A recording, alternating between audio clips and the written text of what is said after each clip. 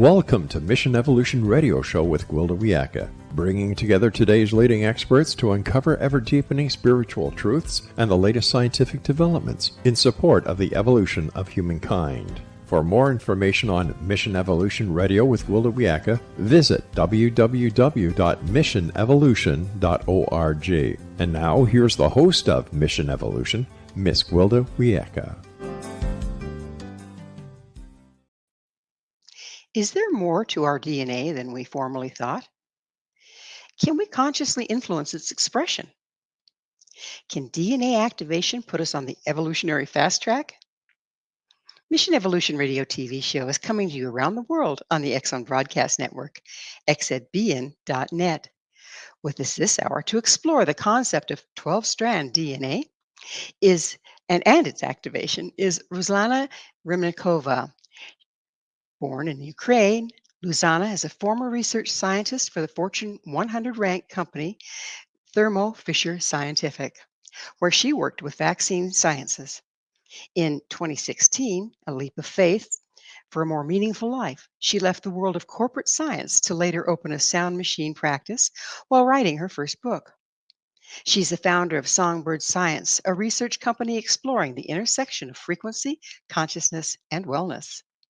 Her sound medicine practices has integrated into VCU and MCV healthcare system, where it continues to promote holistic healing and well-being. Ruslana, thank you for joining us on Mission Evolution. Such a pleasure, Gwilda. Thank you so much for the opportunity to share about our evolution and well-being of the future. It's certainly up and coming, isn't it? Either that or we devolve. We don't want to go there, right? De-evolution is a significant part of my book, and it does play a critical part of our ability to traject forward. But you're right. We want to be able to devolve and evolve with intention. Intention being a key, right? So your bio says you're a research scientist. What's your educational background? I studied biology and chemistry as an undergraduate. I was an overachiever, and I was also studying forensic science. I was 3 credits away from triple majoring at the time. And after I graduated, of course, I found and began my career as a research scientist. I'm sorry, go ahead. I was just going to finish off by saying while I was in school, in pharma, I was also doing my graduate program and studied chemistry as well. My goodness, that's a lot of education. So how did you become interested in DNA activation? So that's a really wonderful segue into how I've become kind of interested in this message about our 12-stranded DNA. And there's a number of reasons why such an encompassing topic interests me. However, I felt that as much as I can list all of those reasons, in a paradoxingly way, I felt that message actually, an overarching theme, chose me. We chose each other. So with my background in science and passion for positive change and healing, I felt a subtle whisper that beckoned me during the final years of my corporate life. I felt at that point very disconnected from the formulations that I was working on. I felt that the material that I was studying was a lot more ethereal and powerful than we truly, as reductionist scientists, realize.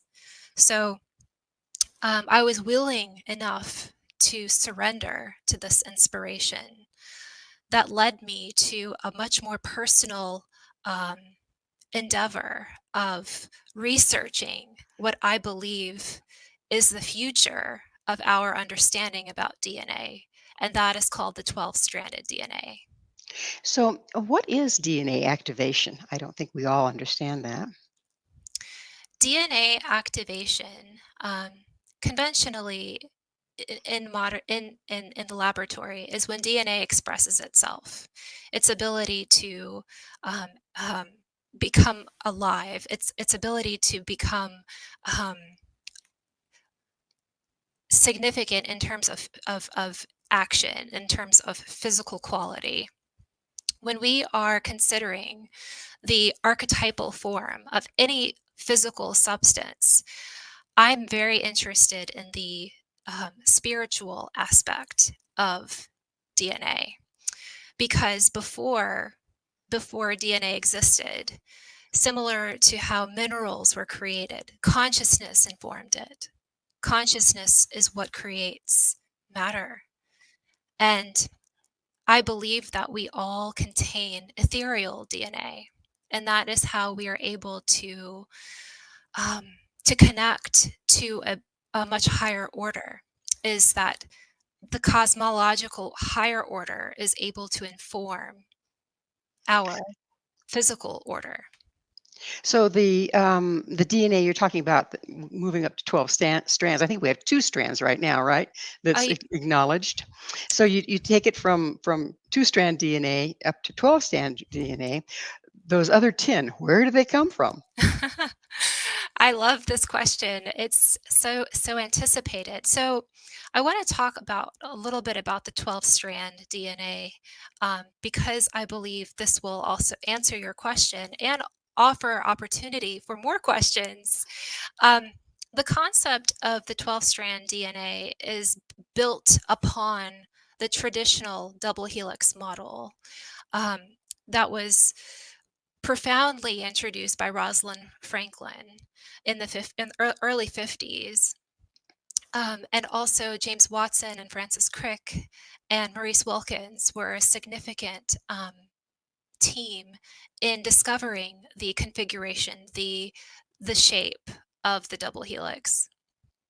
However, we are about 72 years down the road from this discovery, and researchers, scientists, spiritual, evolutionary, forward minded thinkers are starting to understand that this DNA molecule that was discovered um, over 70 years ago is actually more complex than we realize.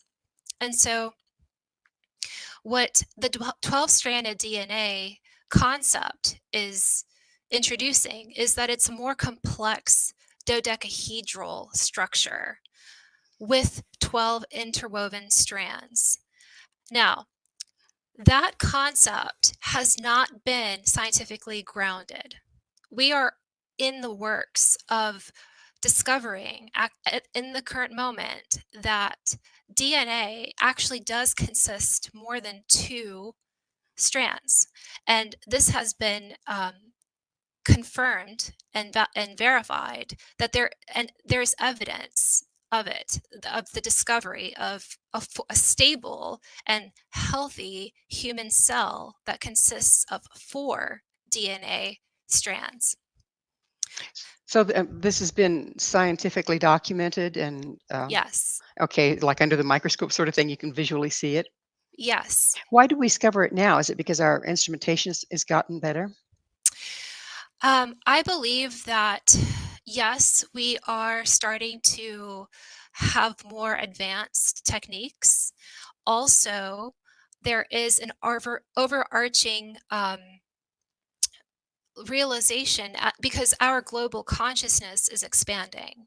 We're starting to, and there's different reasons for that, more than just the wanting to become more spiritual or energetically advanced, but scientists are starting to realize that DNA, the DNA strand, is more than just a unit that creates protein or um, is the 2% that is actively expressed in our body.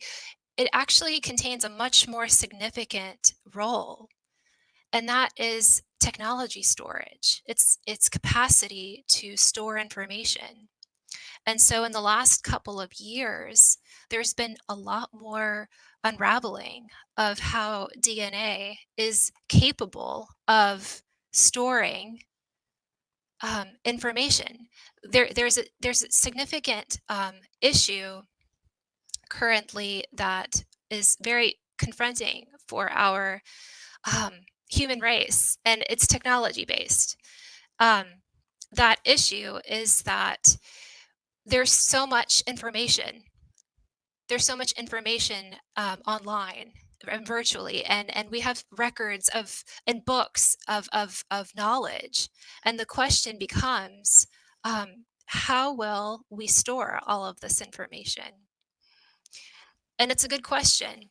Um, by the time we are in 2025, we will have over 120 zettabytes of of information and available online, and it would take 1,000,000 years with an active fiber cord to access or to be able to assimilate this information. How Well, we're going to have to leave a cliffhanger because it's time for us to take a station break. But on the other side, I would really like to get into more understanding about 12 strands of DNA. Ruslana and I will return very shortly, so don't go away. This is Mission Evolution, www.missionevolution.org.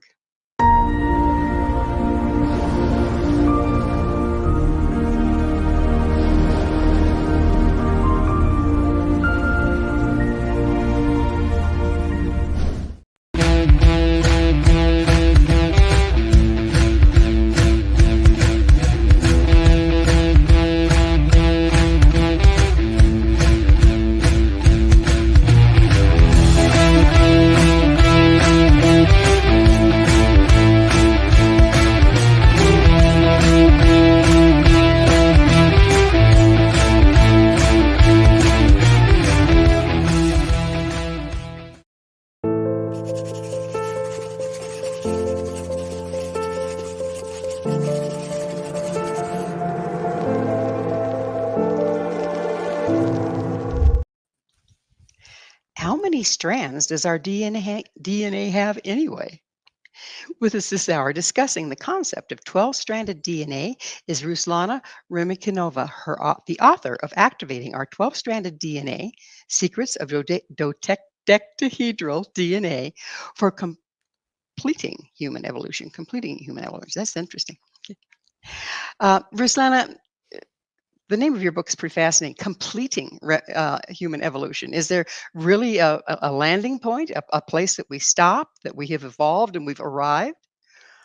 That's an excellent question. And the answer actually lies in what the word completing, where the word actually derived from.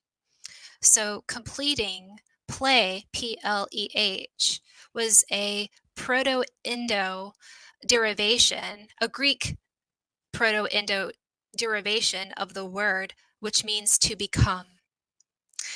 And so in this context, there is no actual destination of any form. So when the book is referring to the word completing, it actually means that we're constantly becoming. And Now that so makes more sense. yes, and it that is highlighted right at the very beginning, because I know that's a very wonderful question and controversial at the same time. Absolutely, it is. So we were talking about we have scientifically proven now that there are 4 strands of DNA, but we're still talking 12 strands of DNA and DNA as a information storage rather than just gene expression. So how much does epigenetics play in here? Epigenetics is a very significant part of our genetic um, contribution and ability to progress forward as a biological being.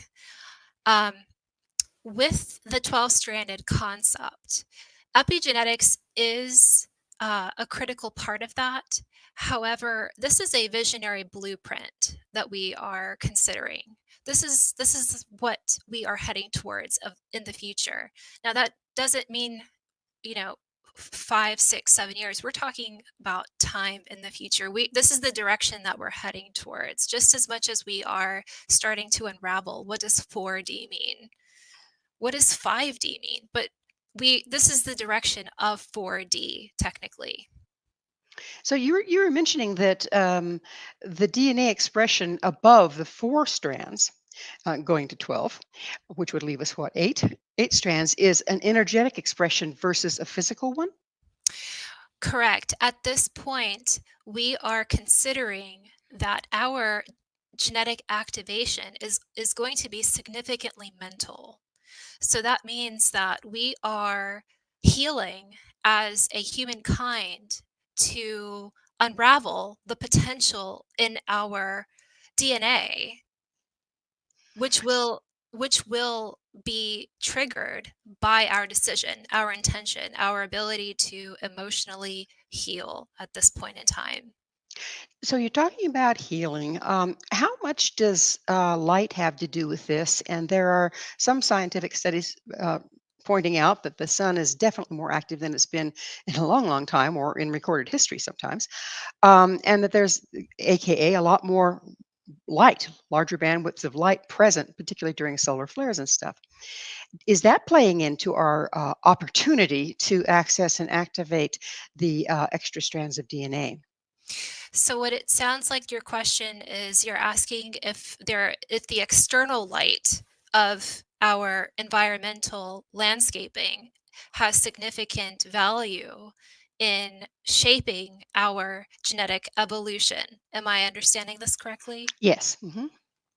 So to consider this question, um, I am more interested in the frequency of our own ability of transforming, of metamorphosing, of um, evolving with intention.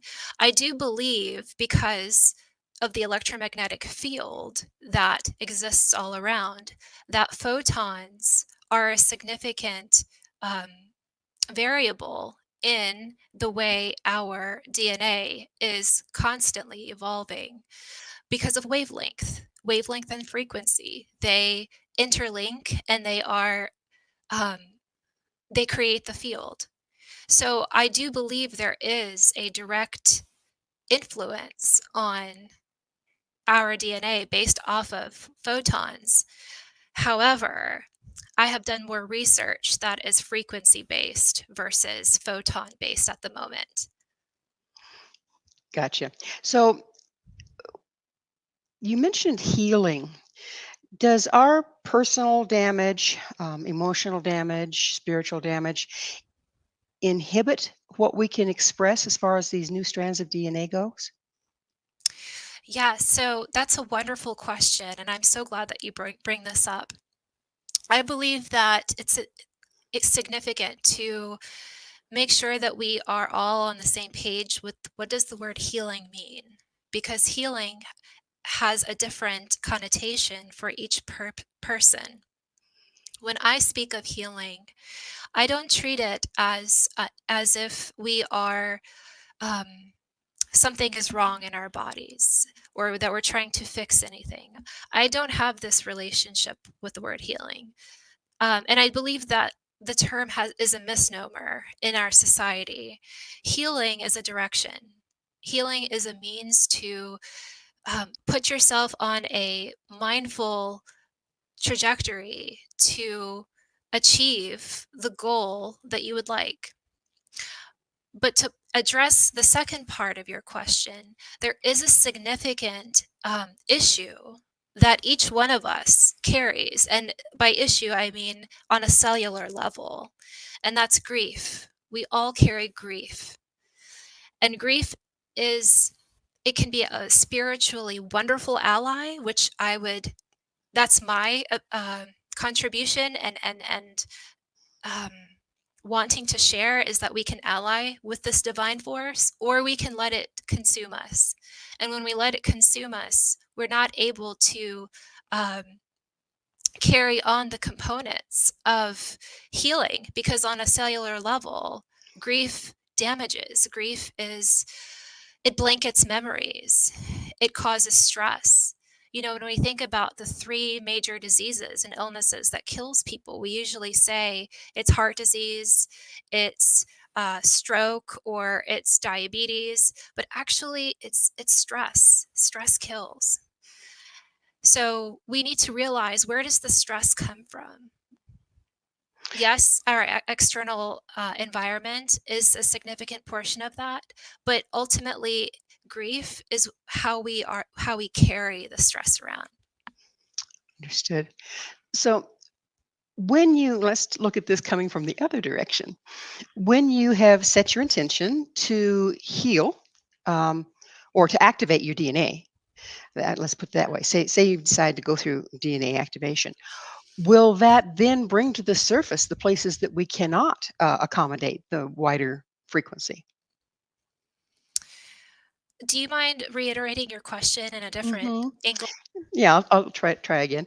Um, when if we we have these wounds, a lot of them are related to grief, and it's clear into our cellular level. If we try to activate our DNA, does that put pressure on those places that we have unprocessed, because it's trying to express more fully? Yes. So I want to kind of, I think that this is a common knowing, but we always forget this. I always forget this in my daily interactions as well, is that um, science has a very linear way of looking at things. When we consider evolution, we have to understand that it's complex. Complexity is what creates evolution. And when we consider, I know what you're saying, and I love that you're considering this, because it's a valid concern. We are not actually, we're not taking leaps and bounds to, address a point in our DNA that is going to, significantly ail us or disable us. We have to remember that it's like taking a deep breath in. How significant and subtle is that? The subtlety is the profoundness in how we are able to emotionally expand, because the emotional expansion is where we're able to find soul and cellular expansion as well. So it's not a linear scientific model. What I am proposing is that we have to remember there's actually a different number of keys to remember. We're looking at, our ancestral lineages. We're looking at our environmental factors. We're looking at our ability to how to manage grief. We're looking at dream work and being able to uh, you know develop a new relationship with what does even frequency mean. There's more, but we ought to consider that this is a very lengthy and subtle process, and we are to celebrate that, to rejoice in that. But everything that we want to evolve into is emotional, and it's mental as much as it is physiological. We have to put that at the forefront. That would make sense. And if we kind of all bogged down there, it's kind of hard to move. It is that wonderful time when we need to take another station break. Ruslana and I will be right back to continue our discussion. So you stay right there. This is Mission Evolution, www.missionevolution.org.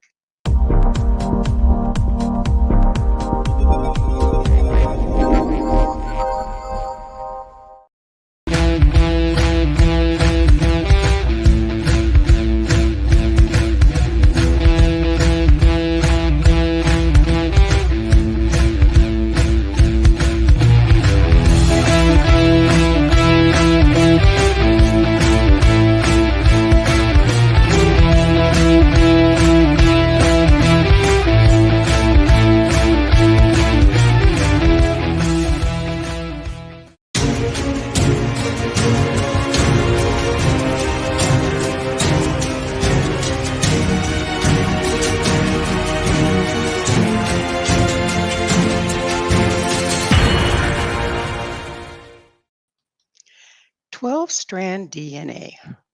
Fact or fiction? This is Mission Evolution, missionevolution.org. With us discussing DNA activation is Ruslana Remennikova. Her website, ruslanaremennikova.com. Ruslana, we've been talking about 9, right? No, 8. Yeah, 8 strands of our DNA as basically being unseen, uh, esoteric, if you will. How do you know they're there? What's the evidence? So, as I was mentioning earlier, there is no evidence of them yet. We are propelling in the direction where we are going to explore the DNA as more of a dodecahedral model. I'm sorry. You've mentioned that before, and what do you mean by dodecahedral? Sure. How does that relate to DNA? Yes, perfect. So, Plato, one of Pythagoras' students, left us with a legacy, with many of them actually, but for this conversation, he left us with the Platonic solids, where he identified 5 different shapes, and each shape has a symbolic or metaphorical meaning. However, each shape has been scientifically and mathematically proven to aid in our ability to understand certain concepts. So in this case, Plato introduced the dodecahedron, which is the symbol of the universe. Pretty fascinating. So then how does that relate to DNA?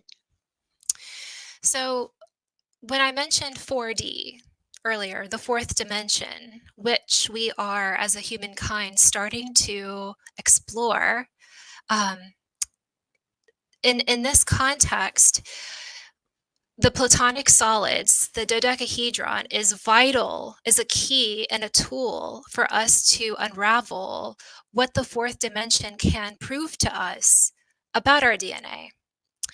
And I'd like to really quickly recap the significant discovery of the double helix by Rosalind Franklin's model in 1953, when she founded that the double helix strand, scientifically and chemically, the phosphate groups on the outside of the strand are particularly on the outside of the strand because water has to attach. It complements with DNA.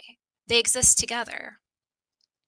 So fast forwarding to the now to how we're going to unravel more about DNA and learn more about water qualities is that the icosahedron, which is the one of the Platonic solids, is the representation of water as well.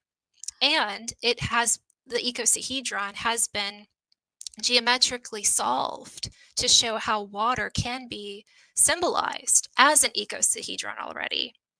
So putting these concepts together, we have learned from physicists and scholars that the dodecahedron, which is the genetic symbol, the universe and genetic symbol, and the icosahedron actually form a dual pair. This is significant. So they form a dual pair, and again, I'm trying to understand. Okay, so what's this look like when the rubber hits the pavement? Do we sit there and use them as a Mandela to look at to activate something? How do we use this concept? So in practical terms, the icosahedron and the dodecahedron form a dual pair. And what this means, what does a dual pair even mean? Is that they're able to shape shift into each other. They're able to fit into one and another interconvertibly, actually. And this is significant because it can show how deeply and flexible this genetic concept can be of our DNA.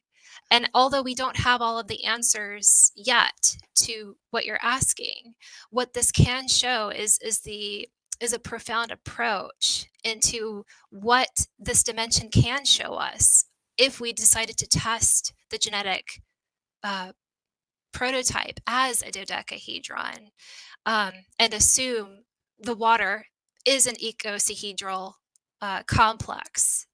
Um, there was one more thing which I'm forgetting at the moment, but yes, continue. Okay. Well, so far I have to tell you that's about as clear as mud to me as a layperson. I don't understand how these shapes relate to the DNA, and it's 12 strands instead of 2 to 4. Um, i- let's start out. Is the concept of the 12-strand DNA? It sounds to me like it's just a theory at this point. It's a theory. Um, there hasn't been any scientific backing of 12 strands yet.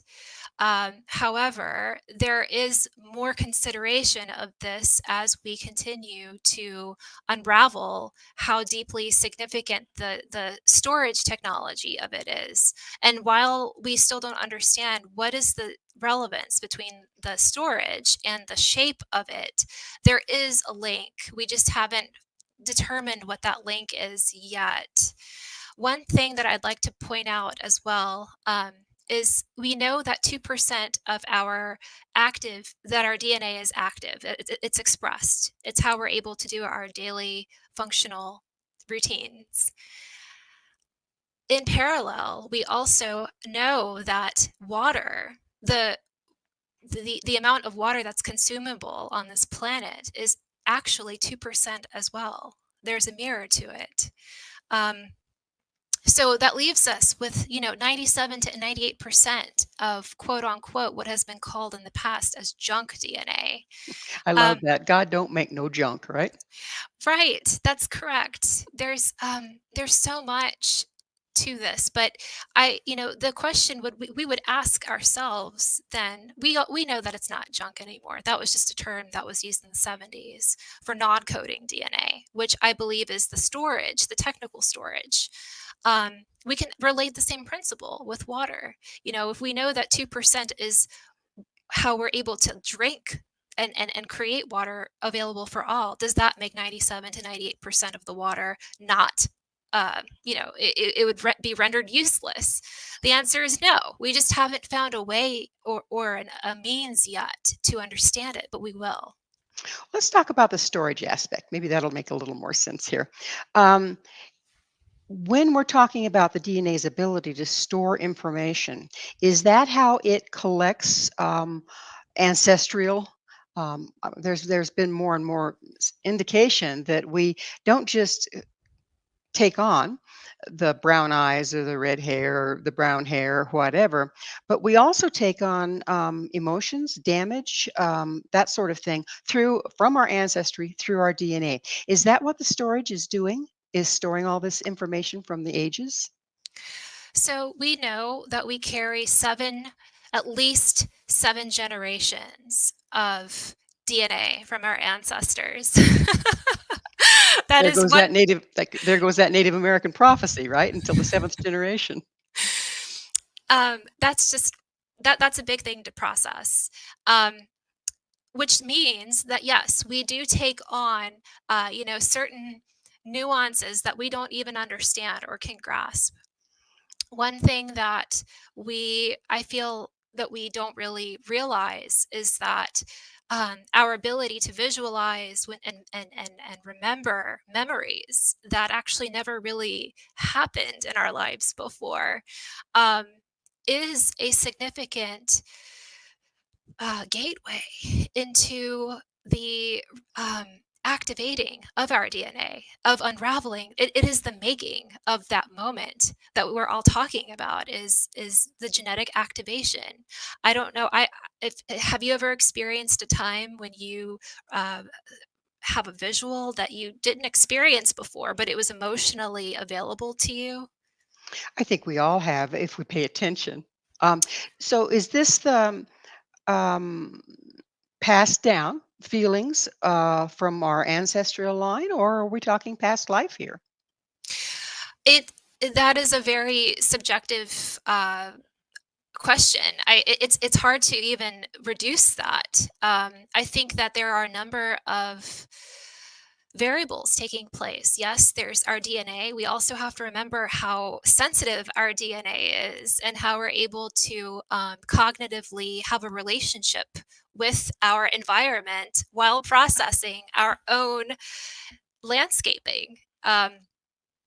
With that, I think that yes, some of it could be memory, heritage or lineage coming through. It could be frequency based of our environment. It could be a telepathic exchange. It could be remote. It could be past life, because I think that is a very significant topic as well. These are all potential gateways to how we're going to be able to evolve and to understand more about this as we become more complex human beings. Well, we're at that point where it's really close to shifting to another station break.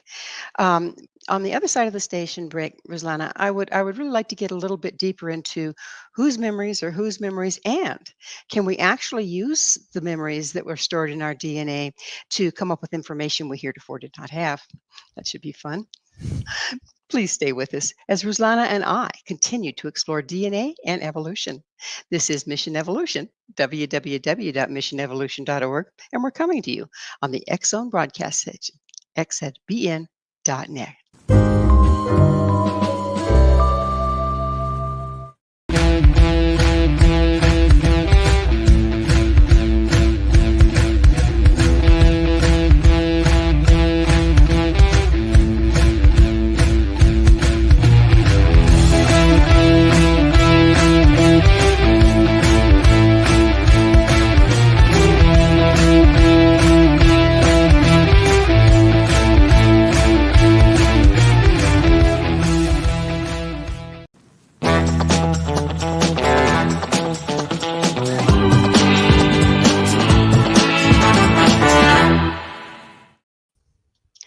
Can DNA activation promote spiritual evolution?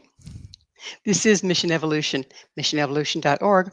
We're continuing our discussion with Ruslana Remnikova. Her website, ruslanaremnikova.com. Ruslana, we were trying to unpack, if you will, the storage of information in our DNA, and you had mentioned that it doesn't have to, it comes through our DNA, but it doesn't necessarily all come from our experience. And my question that I'd like to lead this segment with is, okay, so if that's the case, can we consciously access information that's stored in our DNA in order to make use of it?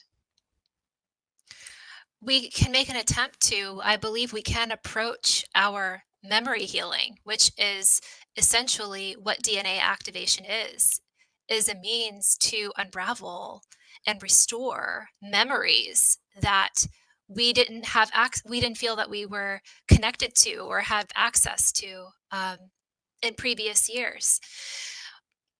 I think that it's really important. We have a lot of different examples now with practical applications of how DNA is a means to store digital information. So there have been wonderful advancements that have demonstrated how effective DNA is in terms of storage. Sorry, I want to say memory and storage, but it's very similar. Um, with there has been constitutional documents that have been stored for years in DNA and have been able to 99.9% been accurately restored using the capacity in DNA. And that's one of the advantages of using DNA as a conventional storage method, is that DNA can store vast amounts of data in a very compact space, but we can also try to remember this application in our own lives, because we are yes, we are biological beings, and we're much more complex, so that we can use that as a model, but we have to remember we're a lot more complex at the same time. Well, this all kind of is leaning towards some of the knowledge of the ancients and validating the concept they were saying. So, say for instance, the Choctaw carry the bones of their ancestors, which of course carries their DNA. Right? Anytime they move, they carry the bones of their ancestors. Can you access the DNA from a bone and energetically access the information therein, no matter how old it is? Yes, yes, you can. I there's so many opportunities with DNA that we're able to access. I think that the most significant opportunity for us to develop a real relationship with DNA is more of the primary advantage in talking about this, and it's through frequency. Um, Through the application of frequency, we can begin to have a more mindful relationship with our own DNA and recognize information um, that we want to unravel about our memories and also learn more about our environment. And this is really critical for our evolution So, let's get down to again nuts and bolts. What does it look like? What does that actually look like? What do you do? in terms of one's orientation towards frequency, And DNA. of course. How do you do that? And we're talking about it, but it's still a mystery to me as to how we achieve this. Sure, sure. And that's a wonderful question. So we know that sound is the practical modality of frequency. Sound is the carrier of frequency. Um, we are tremendously impacted by sound, and it happens on a cellular level. But before I get there, I want to really highlight that sound is also really significant in our emotional development, because the environment we decide to sink ourselves into, we become that environment. You know, you have different emotional states when you sit in a car that is filled with, let's say, classical music, and then you have a very different body condition and state when you sit into a car that's playing, let's say, reggae music. And I just use these two parallels, but when we become more intentional with our relationship with sound, we are becoming more mindful with our relationship with frequency, So because the bones are singing to us. I mean, the bones, the slime mold is singing to us. Dogs and cats are singing to us. Um, you have more discernment with your emotional capabilities in recognizing information. is it a matter of resonance? It is a matter of resonance, correct? Yes. Resonance is significant because when we are able to resonate, we're able to emotionally form a bridge with that resonation or with that subject. But if we're not resonating with something, something is off. We're not in tune, we're not in sync. But that's also information. That's data. Absolutely. Well, it's that time in the show where I get to ask you, Rosanna, what's your mission? My mission is, I believe that I am a conduit to unraveling some a lot of unseen principles that our society wants to unravel. But it's about our most inner deep parts of who we are. And I'm a very curious minded person. I am also very motivated by global healing and bringing unification and peace towards helping people understand more about themselves and more about their environment. I am very excited about the opportunity that our kind is starting to recognize that DNA is the future, is the visionary blueprint. So my mission is to bring my knowledge, my passion, and my goals into helping society recognize the significance of our DNA and elevate um, where we want to go with this knowledge, with this dream, with this vision. My goal is to be a conduit to that. So, if our DNA stores all this information, can we learn to actively use our DNA as a storage rather than our minds and then be able to access it later? Yes, the answer is yes. Um, we have to remember that it's not just our brain that carries memory. Our brain is simply a tuner. It's a means for the brain to control the whole body. So when we are surrounded, we're 60-70% water, right? So when we are activated by sound or frequency or light, we have the ability, the cellular ability um, to awaken, to stimulate, to be put into a certain state where our bodies are able to recognize information that our DNA wants to tell us.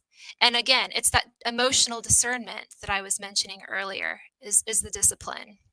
So, it goes from the DNA, the resonance with the DNA, and then it's translated by the brain? It well, the mechanism I'm not 100% sure about the complete mechanism, but I believe that with DNA, we're able to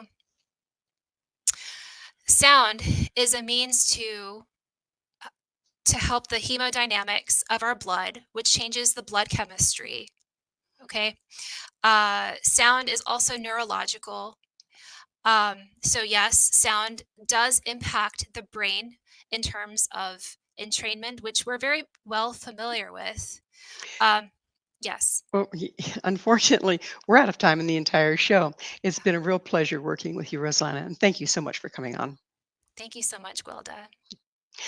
Our guest this hour has been Ruslana Remennikova, the author of Activating Our 12-Strand DNA, Secrets of Dodecahedral DNA for Completing Human Evolution. To find out more about Ruslana, where you can find her book and all she has to offer, visit her website, ruslanaremennikova.com. This has been Mission Evolution with Gwilda Wiyaka. For more information or to enjoy past archived episodes, visit our website at www.missionevolution.org. Now, we've been sitting here for the past hour trying to make sense of what our DNA is really. Is there really 12 strands versus 2 to 4? What's your take on it? What do you see for the future if it is indeed 12 strands and it can hold information that we can access at will? So please be sure to join us right here this next time, as this show will continue, bringing information, resources, and support to our rapidly evolving world.